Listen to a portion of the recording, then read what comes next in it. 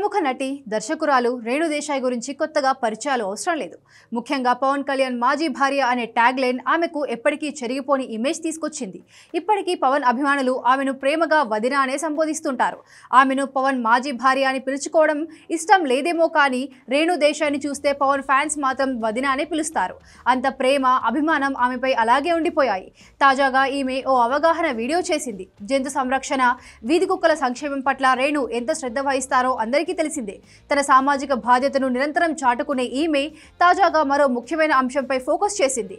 ఆమె స్వయంగా రేబీస్ టీకా తీసుకొని ఈ ప్రక్రియను వీడియో రికార్డ్ చేసి సోషల్ మీడియాలో పంచుకుంది.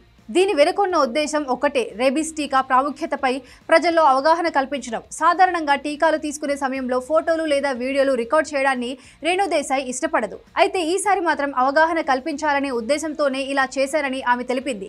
నేను రేబీస్ టీకా తీసుకుంటున్నప్పుడు రికార్డ్ చేయడం ఇదే మొదటిసారి. గతంలో తీసుకున్నప్పుడు నేను ఫోటోలు లేదా వీడియోలు తీయాలని ఎప్పుడూ అనుకోలేదు. కానీ సమయానికి టీకా తీసుకోవడం ఎంత ముఖ్యమో తెలియజేయడానికి ఈసారి షేర్ చేయాలనిపించిందంటూ వెల్లడించింది రేణు దేశాయ్. ముఖ్యంగా జంతువులను పెంచుకునే వ్యక్తులు, పశు వైద్యులు తప్పనిసరిగా తమ టీకా రికార్డులను నిర్వహించుకోవాలని, ఇంజెక్షన్లు నిర్ణీత సమయానికి తీసుకుంటున్నారో లేదో నిర్ధారించుకోవాలని రేణు దేశాయ్ ప్రత్యేకంగా గుర్తు చేసింది. రేబీస్ అనేది చిన్న నిర్లక్ష్యంతో ప్రాణాలకు ముప్పు కలిగించే ప్రమాదకరమైన వ్యాధి కాబట్టి పెంపుడు జంతువుల ఆరోగ్యంతో పాటు వాటిని చూసుకునే మనుషులు కూడా తగిన జాగ్రత్తలు తీసుకోవాలని ఆమె సూచించింది. ఈ వీడియో వైరల్ అవుతుంది ఇప్పుడు. నటిగా, నిర్మాతగా మాత్రమే కాకుండా జంతు ప్రేమికురాలిగా రేణు దేశాయ్ చేసిన ఈ ప్రచారం ఎంతో స్ఫూర్తిదాయకం.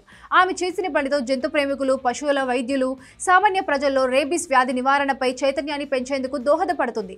కేవలం వ్యక్తిగత అంశాలను పంచుకోవడమే కాకుండా ఆరోగ్యపరమైన బాధ్యతను గుర్తు చేసేలా రేణు దేశాయ్ తీసుకున్న ఈ చొరవ అభినందనీయం అంటున్నారు అభిమానులు.